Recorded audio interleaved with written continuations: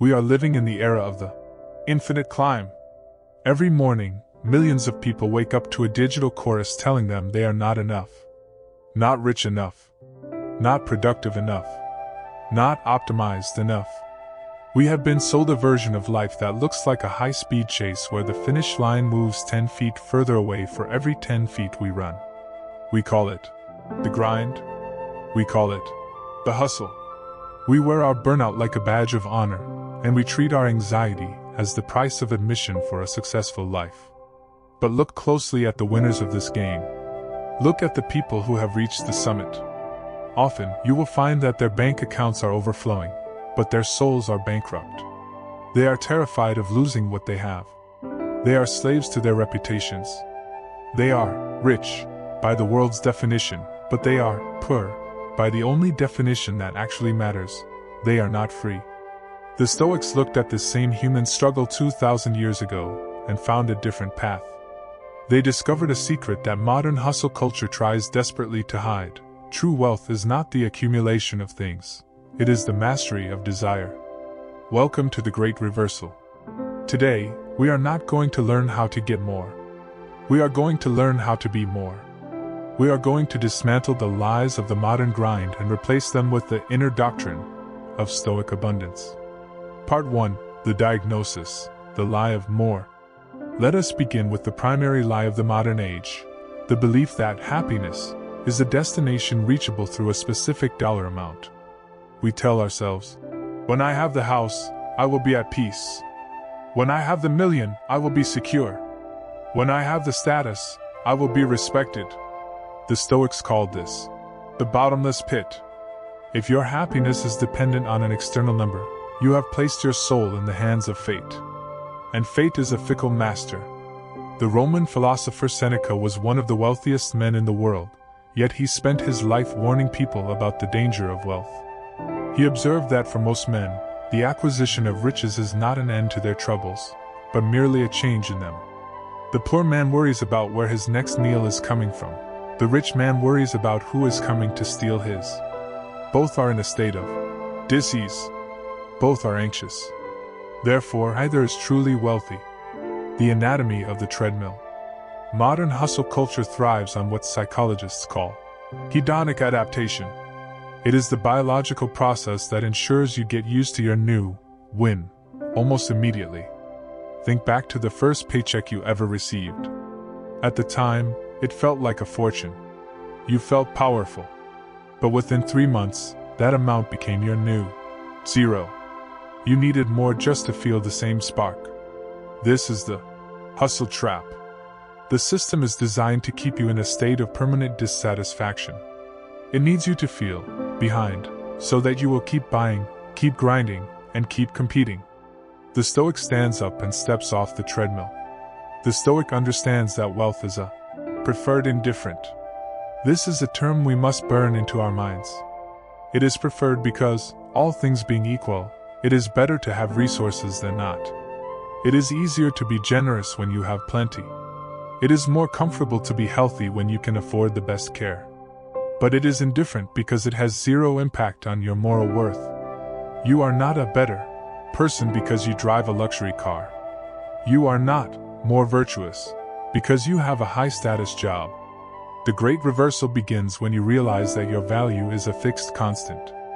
It cannot be increased by a promotion, and it cannot be decreased by a bankruptcy. When you truly believe this, not just in your head, but in your bones, the hustle loses its power over you. You stop working out of a sense of lack and start working out of a sense of purpose. You stop being a hungry ghost and start being a solid, grounded force. The illusion of security. Hustle culture tells you that wealth is security. If I have enough money, I will be safe from the world. The Stoic laughs at this. No amount of money can protect you from a terminal illness. No amount of money can bring back a loved one. No amount of money can stop the passage of time or the volatility of the world.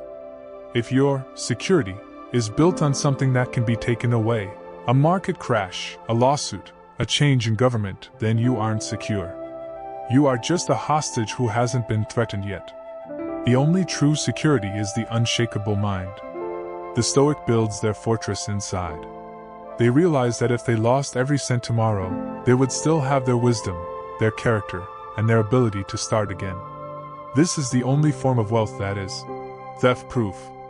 As we move forward, we are going to look at the specific rules of abundance that allow you to live in a world of money without being poisoned by it. We are going to learn how to own our possessions, so they do not end up owning us. Part 2, the pillar of detachment. Own your things, don't let them own you. The modern world is a master of identity marketing. It doesn't just sell you a watch, it sells you the idea that you are a high achiever. It doesn't sell you a car, it sells you the feeling of arrival. We have been conditioned to believe that our possessions are an extension of our skin. When we buy something expensive, we feel larger. When we lose something, we feel as though a limb has been severed. The Stoics called this the gilded handcuff. Epictetus, who spent the first half of his life as a slave, understood ownership better than anyone. He taught that we do not truly own anything that can be taken away. If a thief can steal it, if a fire can burn it, or if a king can seize it, it was never yours to begin with. It was merely on loan from the universe. The practice of the temporary guest. Imagine you are staying in a beautiful hotel room. You enjoy the soft sheets, the view from the balcony, and the fine furniture. But you do not cry when it is time to check out. Why? Because you never labored under the delusion that the room belonged to you. You were a guest. You enjoyed it while you were there, and you left it behind for the next traveler. The Stoic views their entire life, their house, their money, even their physical body, as a hotel room. When you treat your wealth as a temporary guest, something miraculous happens to your anxiety. It evaporates. You stop clinging. You can still work hard, you can still negotiate for a higher salary, and you can still enjoy a fine meal, but the panic is gone. If the money stays, wonderful. If the money goes, you simply say, the universe has called back its loan. You are not diminished, because your inner doctrine, your character, remains intact. Seneca's wealth practice. Seneca, despite his immense riches, practiced a ritual that would be considered insanity by modern hustle standards. Once a month, he would leave his mansion, put on a rough cloak, eat stale bread, and sleep on a hard floor. He did this to ask himself one question. Is this the condition I so feared? Hustle culture is fueled by the fear of, what if? What if I lose my job? What if I can't pay the mortgage? What if I have to move to a smaller apartment? By voluntarily living with less for a few days, Seneca realized that the worst-case scenario was actually perfectly survivable. He realized that the human soul does not need silk to be happy. It needs purpose. When you remove the fear of poverty, you remove the power that employers, clients, and society have over you. You become unbribable. You can no longer be forced to compromise your integrity for a paycheck, because you have already proven that you can be happy with bread and water. This is the ultimate wealth, the power to say no. The clenched fist versus the open palm. Visualize two people. The first holds their wealth in a clenched fist. They are constantly tense, guarding their stash, afraid that even a grain will slip through their fingers. They cannot use their hand for anything else because they are so focused on holding. The second person holds their wealth in an open palm. The money is there. They can use it. They can move it. But because the hand is open, the money can come and go as it pleases. If a wind blows it away, the hand remains relaxed. The person is free to use that hand to help others, to create, and to live. The modern grinder is the clenched fist. The Stoic is the open palm. One lives in a state of scarcity, even if they have billions. The other lives in a state of abundance, even if they have thousands. Ask yourself today, am I holding my life in a fist, or an open palm? Part 3, the currency of time. Why the busy man is the poorest man. If you saw someone throwing gold coins into the ocean, you would call them a madman. You would rush to stop them. You would wonder how a person could be so reckless with something so valuable. And yet, We do something far more insane every single day. We throw away our hours, our days, and our years as if we have an infinite supply of them. We allow the grind to steal our mornings, we allow distractions to steal our evenings, and we sell our best years to people and projects we don't even care about, all for the sake of accumulating more of a currency that we can't take with us when we die. Seneca, in his masterpiece on the shortness of life, gave us a piercing wake-up call. It is not that we have a short time to live, but that we waste a lot of it. The bankruptcy of the busy. Modern hustle culture has turned busyness into a status symbol. We wear our packed calendars like armor. If someone asks us how we are, we say, busy, and we say it with a hint of pride. But in the eyes of a Stoic, being busy is often just a socially acceptable form of being bankrupt. If you have $10 million in the bank but you don't have the time to sit quietly and watch a sunset, or to have a deep conversation with a friend, or to read a book that feeds your soul, then you are not wealthy. You are just a high-functioning pauper. You are a manager of a life you aren't actually living. The Stoic knows that autarky, self-sufficiency, is the goal. True wealth is the ability to own your own time. If you cannot say no to a meeting that drains you, or a project that compromises your values, then you are not a boss. You are an employee of your own greed. The great accounting. Imagine that at the end of every day, a celestial accountant presented you with a bill for the 24 hours you just spent. How much of that time did you spend on the indifference? How much time was sacrificed to the pursuit of status, or the fear of what others think, or the endless scrolling of a digital void? And how much was spent on the good, on wisdom, on service, on being present with those you love? The modern hustler is always living in the future. They are investing their time now so they can buy freedom later. But the Stoic realizes that later is a ghost. The only time you actually possess is the sliver of now that is slipping through your fingers at this very moment. To sacrifice the now for a later that may never come is the worst investment a human being can make. Wealth as time freedom. The inner doctrine teaches us to reframe our financial goals. We shouldn't work for a number, we should work for time freedom. The Stoic asks, how much money do I need to be the master of my own schedule? When you reach that point, you stop. You don't keep grinding just for the sake of a bigger number. Why? Because every dollar earned beyond enough costs you a unit of life that you can never buy back. Marcus Aurelius, despite being the emperor of Rome, was one of the busiest men in history. Yet he found the time to write his meditations. He found the time to be a father, a judge, and a philosopher.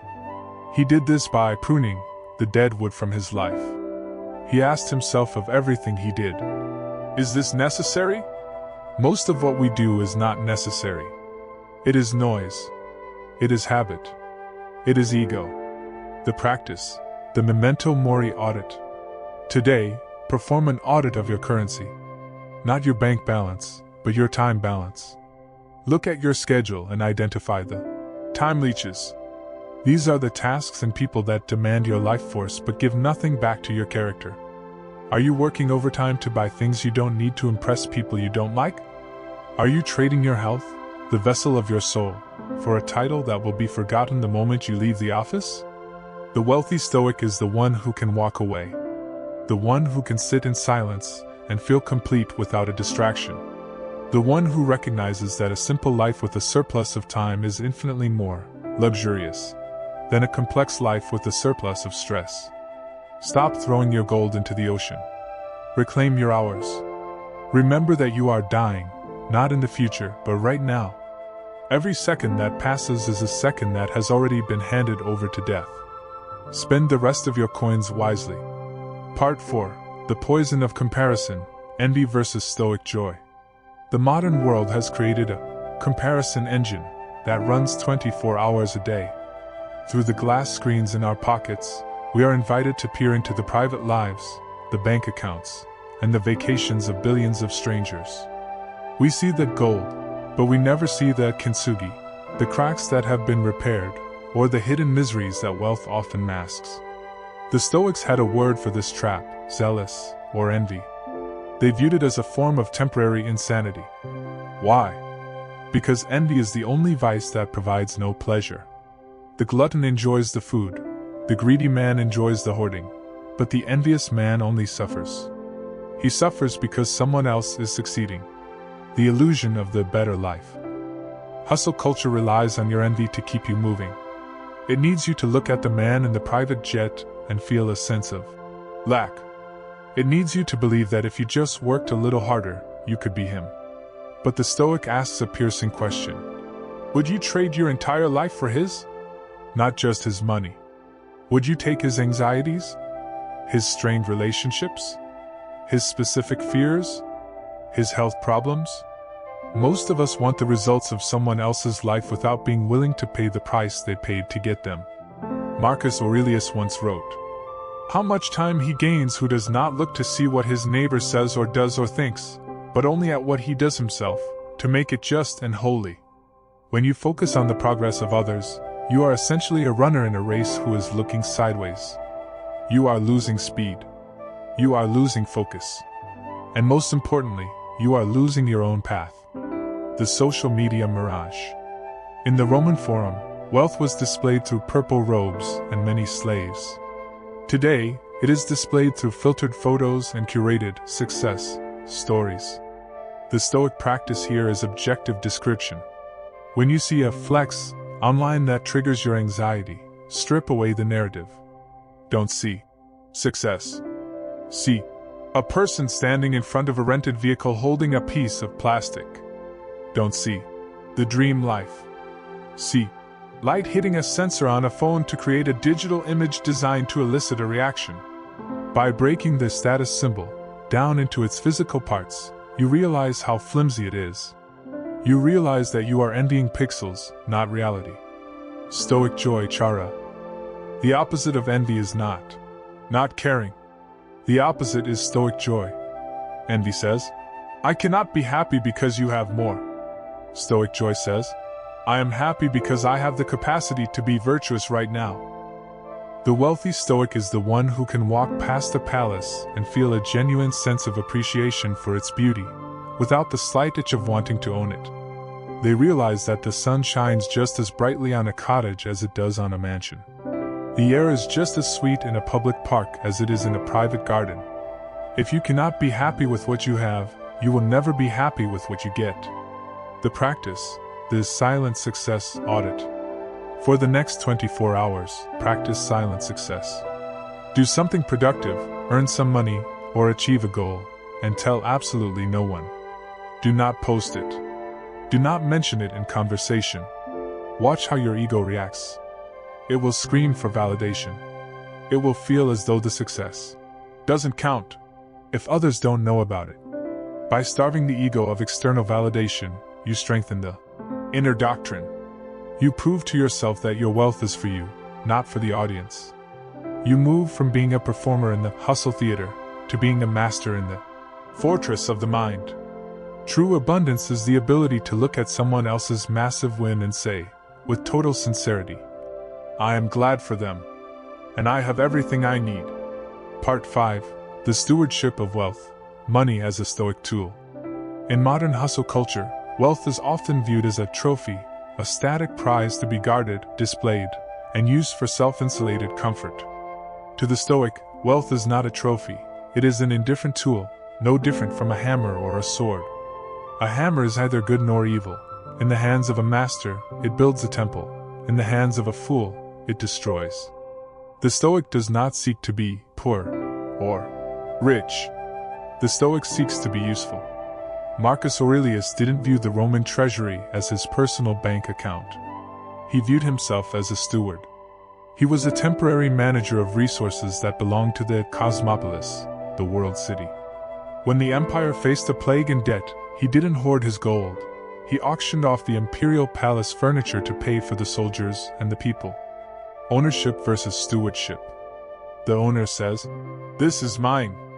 I earned it. I can do whatever I want with it, even if it's wasteful." The steward says, "This has been placed in my care. How can I use this to exercise the 4 cardinal virtues, wisdom, justice, courage, and temperance. When you shift from ownership to stewardship, the weight of money changes.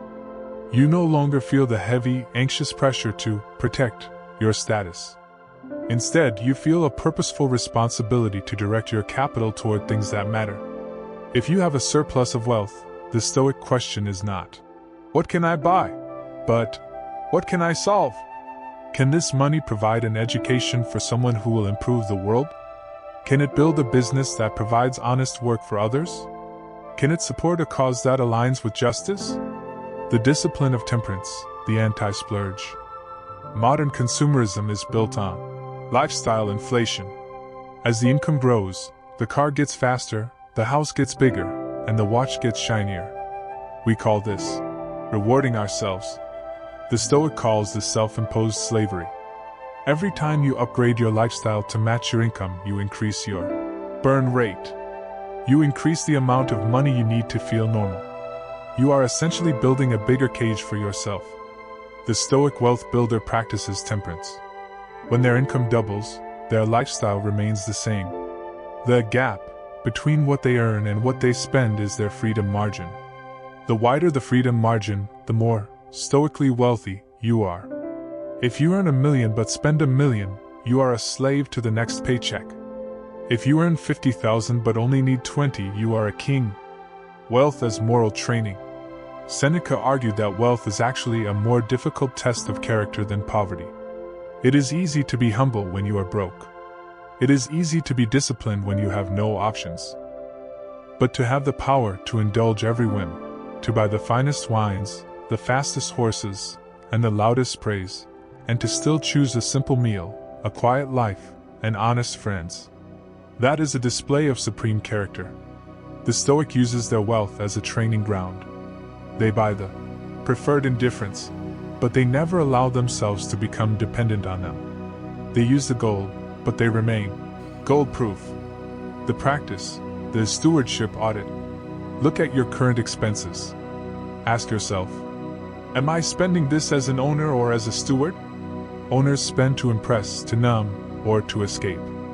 Stewards spend to build, to help, or to grow. Pick one, luxury, expense in your life this week and redirect it toward a virtue, expense. Instead of a fancy dinner for yourself, contribute that same amount to someone's growth or a community need. Feel the shift in your soul. Notice that the owner feels a sense of loss, while the steward feels a sense of power. You are no longer a servant of the grind. You are a director of energy. You are building an inner doctrine of abundance that flows through you, rather than just pooling around you. True wealth is not what you keep, it is the good you enable. Part 6. The Art of Failing Well, Stoic Resilience in Economic Storms.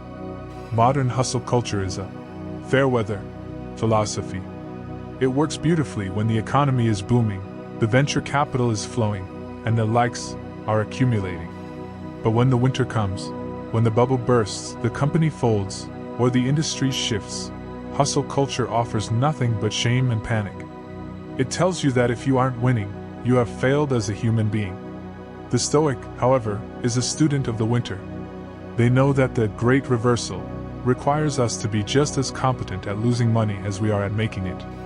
Because if your peace of mind depends on a permanent upward trajectory, you are living in a fantasy. You are a sailor who only knows how to navigate a calm sea. Premeditatio malorum, the financial fire drill. The Stoics practice the premeditatio malorum, the premeditation of evils. This is not negative thinking, it is mental rehearsal. While the hustler is busy visualizing their mansion and their private jet, the Stoic is busy visualizing the bankruptcy. They are visualizing the market crash. They are visualizing the moment their main source of income disappears. They do this so that when the event happens, it has no power of surprise. Seneca noted that the man who has anticipated the coming of the storm is the one who is least disturbed by it. If you have already mentally lived through the loss of your wealth, if you have already walked through this smaller apartment, and the simpler meals, in your mind, the world can no longer blackmail you with the threat of those things. You have already failed in your mind and realized you survived. You are now economically invincible. The distinction, loss versus damage. When a grinder loses a large sum of money, they say, "I am ruined." When a Stoic loses a large sum of money, they say, "My bank balance has decreased." This is the inner doctrine of precise language. To the Stoic, money is an external. Since it is not part of your character, its loss cannot damage you. It can only deprive you of a tool. Think of a musician. If their expensive violin is stolen, they have suffered a loss of a tool. But they have not lost their ability to play music. The music is inside them. They can pick up a cheaper instrument and still create beauty. Your ability to create value, to solve problems, and to lead with integrity is your music. Your money is just the violin. If you lose the violin, you grieve the tool, but you do not stop the song. Amor fati, loving the downswing. The most radical Stoic concept is amor fati, a love of fate. Not just accepting the downturn, but embracing it as a necessary part of the cycle. In nature, the forest needs the fire to clear the dead wood so that new growth can begin. In the economy, the crash is the fire. In your career, the failure is the fire. The Stoic looks at an economic loss and asks, "What is this teaching me that prosperity couldn't?" Perhaps it is stripping away your ego. Perhaps it is forcing you to become more creative. Perhaps it is showing you who your true friends are. When you look at failure as a curriculum rather than a catastrophe, you become the most dangerous person in the market, the person who cannot be discouraged. The practice, the anti-fragile audit. Take a look at your current financial life and identify where you are fragile. Are you dependent on a single client who could leave tomorrow? Is your self-worth tied to a title that could be revoked by a board of directors? Do you have fixed costs that require you to work a job you hate? The Stoic goal is anti-fragility. You want to build a life where you don't just survive chaos, but you actually benefit from it. Start by simplifying. Every time you reduce a luxury into a non-essential, you reduce the surface area that fate has to strike. You make your fortress smaller, but much harder to breach. True wealth is the ability to look at a zero balance and say, "I have lost nothing that belongs to me. My character is intact." Let us begin again. Part 7. The Vice of Greed, the Hunger That Never Ends. Modern hustle culture treats greed as a fuel. We call it ambition, hunger, or drive.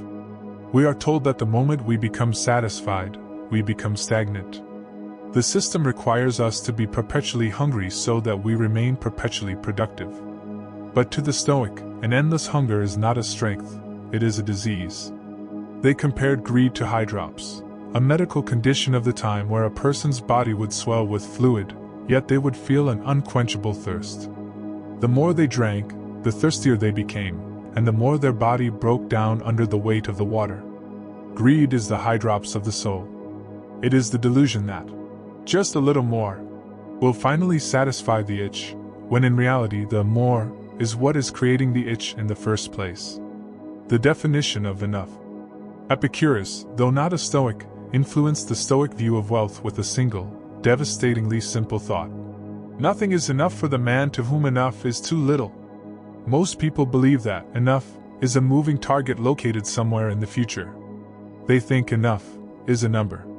But enough is not a number, it is a mental state. The Stoic practice is to define the ceiling before you start the climb. If you do not decide in advance what constitutes a successful life, you will default to the world's definition, which is more than whatever you currently have. Without a ceiling, your life becomes a pursuit of the infinite. And since a human life is finite, a pursuit of the infinite is a guaranteed path to misery. Ambition versus greed. One of the most frequent questions asked of the inner doctrine is, does Stoicism mean I should stop trying to achieve things? The answer is found in the motivation. Greed is driven by lack. It is the attempt to fill an inner void with external trophies. It is restless, anxious, and competitive. It views other people's success as a threat to its own. Stoic ambition is driven by virtue. It is the desire to exercise one's talents to their fullest potential. A Stoic architect wants to build the best temple possible, not for the fame or the gold, but because building well is an act of excellence. Errate. The greedy man is a slave to the result. The ambitious Stoic is a master of the process. If the result is taken away by fate, the greedy man is destroyed. The ambitious Stoic is unmoved, because they have already achieved their goal, they did their best. The golden cage of luxury. Musonius Rufus, the teacher of Epictetus, warned that the more we surround ourselves with luxury, the more we shrink our souls. When you become accustomed to gold plates, you lose the ability to enjoy a meal on a wooden one. When you become accustomed to silk, you lose the ability to be comfortable in wool. Every luxury you need is a new vulnerability. Greed doesn't just make you want more, it makes you unable to handle less. It robs you of your adaptability. It turns a sovereign human being into a delicate creature that panics if the temperature is 2 degrees too high or the service is 10 minutes too slow. The practice, the fast of desires. To cure the high drops of greed, you must practice strategic deprivation. For 1 week, identify your top 3 cravings, whether it's a specific luxury, a digital validation, or a premium service, and cut them out completely. Not because you can't afford them, but to prove that you don't need them. Watch the hungry ghost of your ego as it throws a tantrum. Observe the thoughts that say, "I deserve this," or "I worked hard for this." Realize that these thoughts are the bars of your cage. By saying no to the unnecessary, you strengthen your yes to the essential. You realize that the only thing that can truly fill the soul is the soul itself. True abundance is not having everything. It is needing nothing. Part 8. Wealth in the Cosmopolis, the social duty of the rich. The modern hustle is often a solitary pursuit. We are told to get yours, to climb the ladder, and to outperform the competition. It is in philosophy of isolation. We build walls around our estates and filters around our lives, forgetting that a human being is, by nature, a zoon politikon, a social animal. The Stoics introduced the concept of akiosis, the process of making things one's own.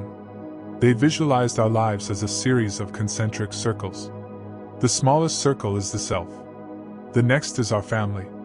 Then our friends. Then our fellow citizens. And finally, the largest circle, the entire human race.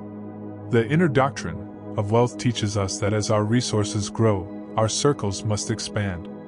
If your bank account grows but your circle of concern remains locked on yourself, you are not growing, you are merely bloating. The wealth of the world citizen. Hierarchals, the Stoic, suggested that our goals should be to pull the outer circles inward, to treat our neighbors as if they were our kin, and to treat strangers as if they were our neighbors. When a Stoic acquires wealth, they do not ask, "How can I protect this from the world?" They ask, "How can I use this to strengthen the world?" To the Stoic, money is a social fluid. It is like blood in a body. Its value is not found in its pooling in one organ, but in its circulation. If the blood stops moving, the limb dies. If wealth stops moving, the community withers.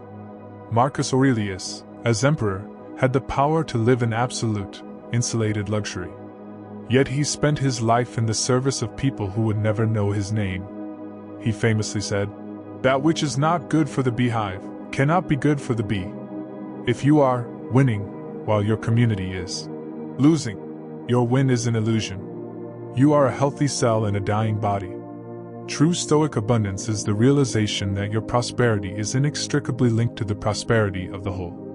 The vice of private luxury, public squalor. Seneca observed that many men spend fortunes on marble floors and gilded ceilings, yet begrudge a single silver coin to help a friend in need or to improve a public road. This is a failure of justice. In Stoicism, justice is not just obeying the law. It is the active duty to contribute to the common good. A wealthy Stoic is someone who lives simply so that they have a massive surplus to be extraordinary for others. They are the ones who fund the library, who seed the new business, who provide the scholarship, or who simply offer their time and mentorship to those starting the climb. They do this not for publicity or tax deductions. They do it because they recognize that they are stewards of the cosmopolis. They are paying back their debt to the human race. The power of the patron. In the modern world, we have lost the noble art of patronage. We have replaced it with charity, which is often a distant, impersonal transaction. The Stoic practice of patronage is intimate. It is the use of your preferred indifference to protect the virtue of others. If you have wealth, use it to ensure that a talented person doesn't have to compromise their integrity to survive. Use it to buy someone the time they need to create something beautiful for the world. When you use your wealth this way, it loses its radioactive quality. It stops being a source of envy and starts being a source of light. You are no longer the rich man. You are the great-souled man, megalopsychia. The practice, the circle expansion exercise. Look at your discretionary spending this month, the money you spend on things that are not strictly necessary for survival. Draw your concentric circles. How much of that extra stayed in the center circle, self? How much moved to the outer circles, community/world? Your challenge is to pull the circle. Find one way to use your resources, whether it is money or your network or your expertise, to benefit someone in the outer circle, with no expectation of return. Do it anonymously if possible. Experience the Stoic paradox. The less you keep for your own ego, the more wealthy you feel. By serving the beehive, you realize you are part of something that can never be bankrupt. Abundance is not a mountain of gold, it is a river of impact. Part 9 and 10, The Unshakable Legacy, the Final Synthesis. We have dismantled the hustle. We have audited our time. We have rehearsed our failures and defined our enough. But there is one final question the inner doctrine must answer: what is the point of it all? If we spend our lives building a fortune, even a Stoic one, what happens when the candle is blown out?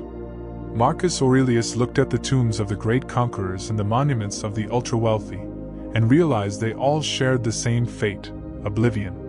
The gold stays in the treasury. The statues eventually crumble. The names eventually fade from the memory of the living. If your legacy is built on things, it is built on sand. But if your legacy is built on character, it is etched into the fabric of the universe. The wealth that death cannot touch. The modern world is obsessed with generational wealth, passing down bank accounts and real estate to our children. But the Stoics knew that money often ruins the children it was meant to help. It makes them soft, entitled, and disconnected from the very virtues required to build a meaningful life.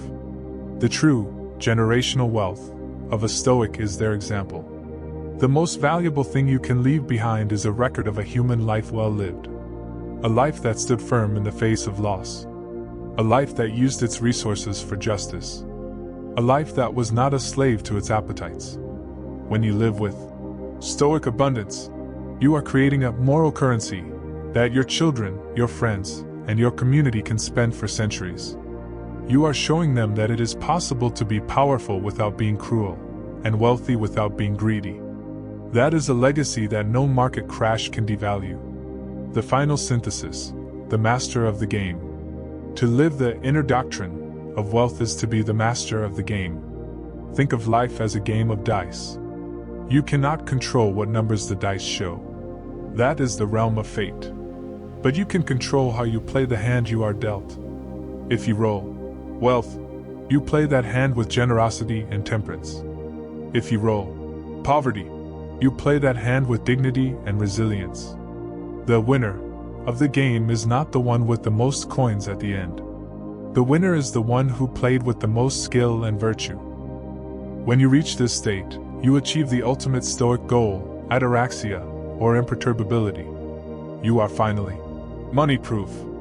You can walk through a marketplace or a boardroom with a smile, because you know that nothing in those rooms can truly add to you, and nothing can truly take from you.